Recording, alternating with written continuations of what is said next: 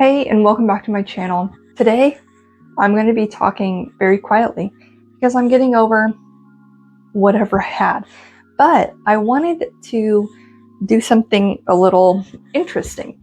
I have this jar of what started out as propagations of string of turtles, and it was like a brandy philodendron and a few other plants. They have all since been taken over by string of turtles, as you can see there, fills it all the way up. So this was a terrarium that I created about a year ago, or if not over a year ago, from my string of turtles. That is in our living room, sits under a Sandy grow light. This sits in our bedroom under Arena grow lights, and it has really just grown. And so I did a pop-up shop a couple weeks ago, and I had one available because I ended up doing a few different propagation method styles, like for the string of turtles, and found that this is a successful rate, but I did not do anything with them, just let them grow inside of it, and I don't water it. But the other one I grew outside in sphagnum moss, and it did really well. I did 3 of them, and actually only one of them really took off and survived. So I ended up selling that one at my last pop-up, and so many people were interested in it. And one person actually, no, 2 people actually came back from it. One was a little girl, and it kind of hurt my feelings. Not hurt my feelings, but I kind of broke because she really wanted it. She liked how it looked literally like a turtleback. And so she came back for it, and it was gone. And so same for another woman. She came back at the end of the show, and she's like, is it gone? Yes, it's gone. So I kind of wanted to see if I could pull out a few more because I do have an upcoming pop-up and would like to have some available, but we'll see if we can get anything out of this mess. If you are new here, this is a channel where I talk about houseplants and do DIYs. So make sure to take a minute and subscribe to my channel so you can be up to date on all of my latest videos. And if you are a recurring viewer, thank you so much for coming back and watching another video. As I stated, I don't water this. So it has sat in this terrarium, which I picked up in the $5 section or bullseye section at Target forever ago on, I think it was around Valentine's Day. And I just stuck the propagations in there. I wish I had the video on it because I know I recorded it. I just don't think I posted it anywhere. But as you can see here, I mean, that is a full lush string of turtles patch down there. And so this jar goes all the way down, but soil is like probably up to here, maybe, I think. And then the rest of it is just string of turtles. So, I mean, that is a ton of string of turtles. So what I did and what happened was I was potting my string of turtles up, and they are known to break. Any string of things are very delicate. And so string of turtles is just extremely delicate. And as soon as I started to repot it, strings were just falling off everywhere. And so I decided, instead of just throwing them away, I was going to attempt to propagate them. And again, that's when I did this different methods, and I tried to propagate them in water. Did not work.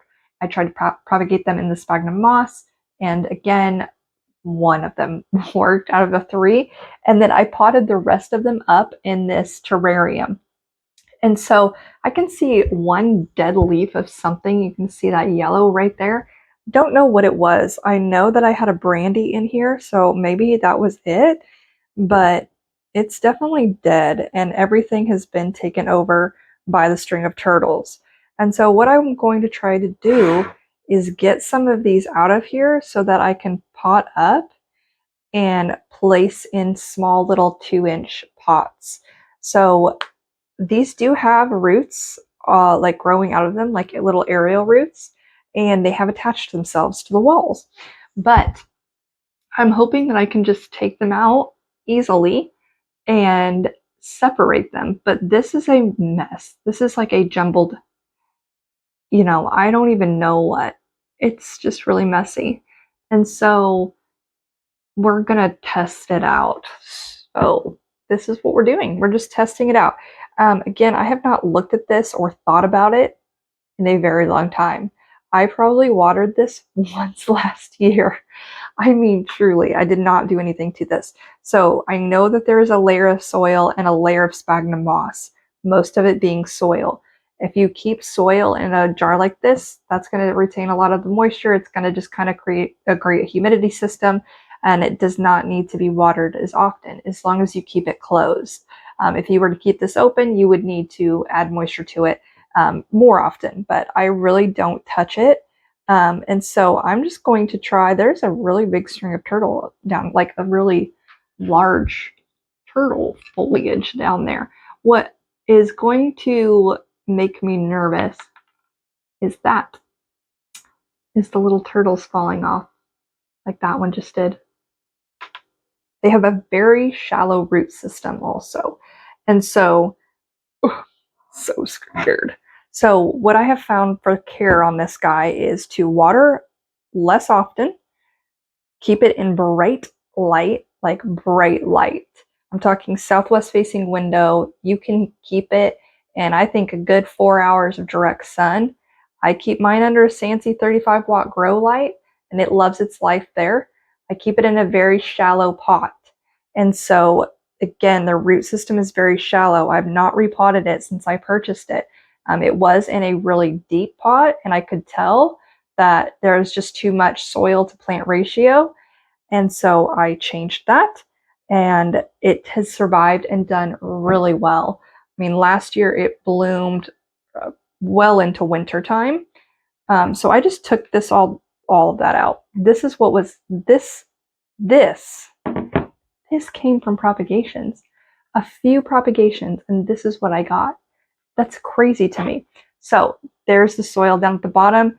All that it had rooted into was sphagnum moss. So I think sphagnum moss, when propagating these, is key. I think that the moisture retention and just how like aerated it is, I think it really likes that.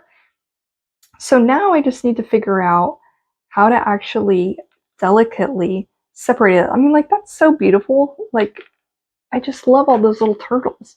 You can hear the turtles hitting the floor like they're all dropping. I'm trying to be very gentle with it. It's not really working out. But we've got them all entangled here.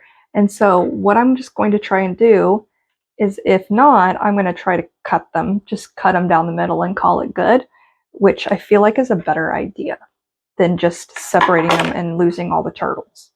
So I'm just really satisfied with how that looks. Like, I don't know why. Usually I don't like string of things, but string of turtles just looks really satisfying. They look like little turtlebacks, and they're incredibly adorable and beautiful. Anyways, all that to say, you cut these and propagate them by their strands, and I don't know that you can propagate these by their leaves. I know that, can you propagate string of parts by their leaves? Ugh, I don't know. I don't think you can. Could be very wrong. I don't own a lot of string of things, this being basically the only one, because it was too pretty to pass up when I found it at Lowe's. They can be pricey and costly because I think they are so difficult to propagate, and they're so darn, fragile. But this guy's so beautiful. He's so pretty. I just cannot get over like how satisfying it is how they shingle and they just layer themselves. It's super beautiful. And so I'm just going to leave that guy there. I just ended up cutting them. I think that's the easiest method to use here. And then I'm going to just cut this guy too. I mean, truly, they are so beautiful. I found mine in a larger pot for $15. And I felt like that was a good deal, seeming I found them at stores for like upwards of $40, which was crazy to me for a little string of things. But I get it now. They're very hard to propagate and difficult. So it takes time. But there's that one. I think like I'm going to leave them in like this, segment of, I don't even know what that's called, like sizing. I'm just going to cut this one as I all hear the little turtles drop out. No. Okay, we're good. But I think like that's really cute. The question will be, what do I pot it like? in because they like sphagnum moss. My other string of turtles is actually in soil, which 90% of my houseplants are in my soilless soil mix. And I know that they like to dry out, so I know that they would do well in that mix because it wouldn't retain much moisture. And again, I'm watering them very little. Like my string of turtles is very, very dry a lot of the time because they can be overwatered very easily. So if you notice that you're struggling with your string of things, look at them. If they're kind of bulging and they look like they're about to pop, that's particularly why I don't like the string of pearls because it grosses me out. If they look like that, you're watering it too often. If they look shriveled up, that means it needs to be watered. And, you know, I've never seen my turtles really shriveled up. But I just water mine probably once a month, maybe. Otherwise, I kind of just let it go. But I think these are good patches here. And I gotta cut this one up. Like, look at this. It's just like a string of turtles wall. I love this. I wish I could have this growing up something. Like, the mossy effect that it has, it's so beautiful. It's just a very interesting plant. You know, they're epiphytic, so they grow on things in the wild. And if you look up photos of them, I mean, they just shingle. They're like a shingle. They just shingle up a tree. I don't know how to describe it, but they are just perfectly symmetrical, and how they grow is just fascinating. So they are really interesting to own, but they do take a while to grow. So that guy's good.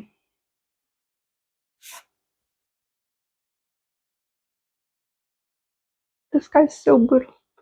I can't help but talk to it like a baby. It's so beautiful. Like, it's so satisfying. I don't know why it's so satisfying. I'm going to do a close-up shot of this. I say that often in my videos, and I never do because I forget.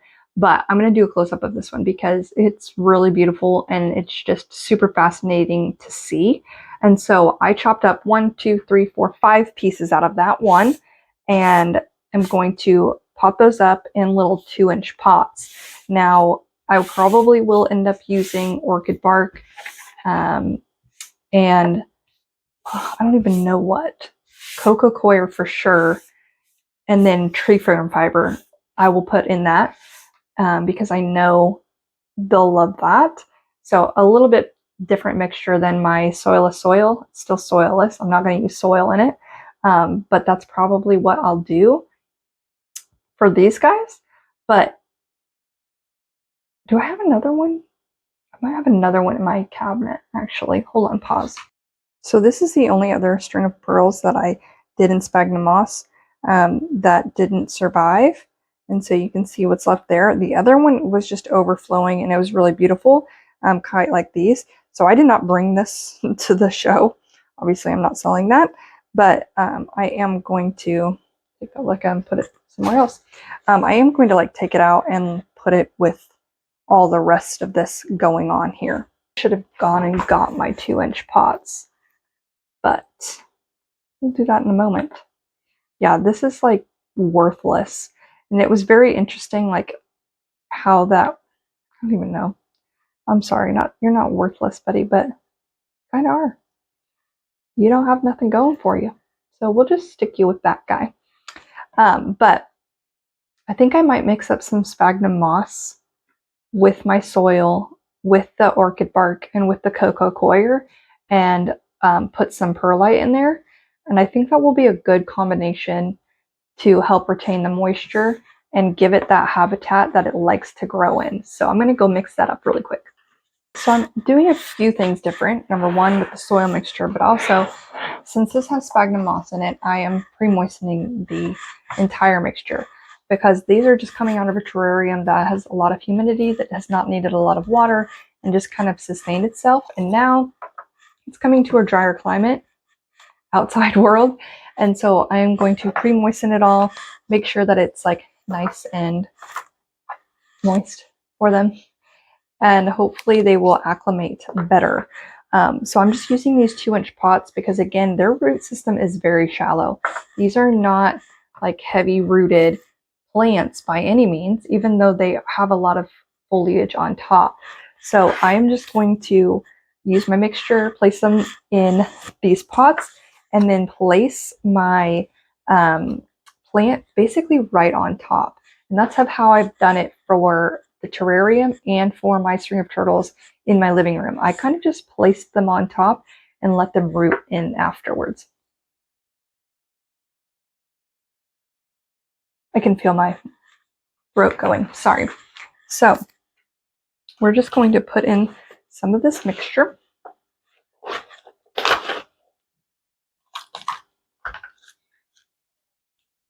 And then I'm going to just place my string of turtles on top. Just like that. So cute. And then I'll probably water it all in.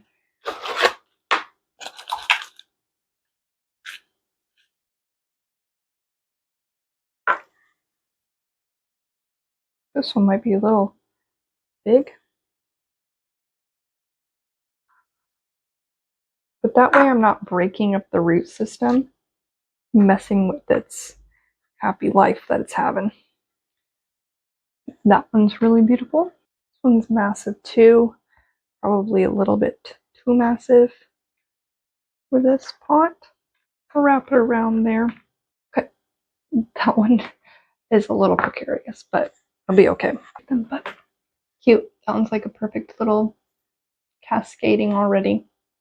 So there are my 5 pots. I'm not going to be able to grab them all. Or let's see if I can. I'm going to, because I just flipped one out of the pot. Of course, it was already the one that was like less and looking terrible. Okay, we'll stick with these 4. Because these ones are the full, lush little pots of string of turtles that I got from that entire little terrarium. So these are rooted in. They are just kind of chilling out on top right now. They will slowly root their way down. The one who did purchase this from me at my last pop-up, all I said was don't repot them immediately. They don't need to be repotted that often. Again, their root system is very shallow, and so while it may look like they have a lot of foliage coming out the top, they don't have the strongest root system. And so if you do repot it into a shallow pot, and don't remove any of that soil or whatever material is on them, unless it's really bad and you've got like a super bad fungus gnat issue. I wouldn't touch it. I would just let them grow, and then I would just set them on top of the soil. So I would fill the bottom of the pot and then just set them on top. That way you are giving them more space to grow into. They will grow down into the soil, the new one that you have provided for it. And that way you're not disturbing it, and you're not going to like break off a ton of those strings, because again, they are incredibly, my table can attest, delicate.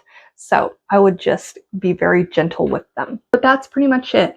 Again, my care is high light, so that's probably like 400 foot candles if you use a light meter. I will link one below.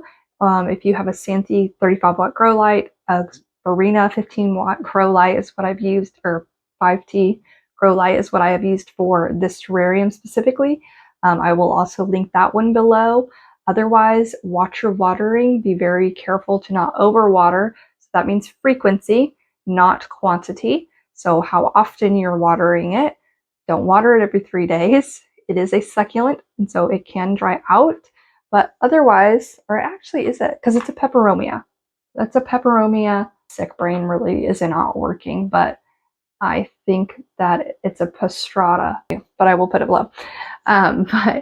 Yeah, they can dry out and they will be just fine, and they will like that better than being overwatered. But otherwise, those are my care tips. And if you want to propagate them, you just wait for one of those little strings to fall off, plop it in some moist sphagnum moss, maybe cover it for a little while, and after a bit, you should see the roots start to form. And then it's just pulling it out and potting it up without breaking it. So that was pretty much it. Thank you so much for watching. Be sure to subscribe, and we will see you next time. Cute strings.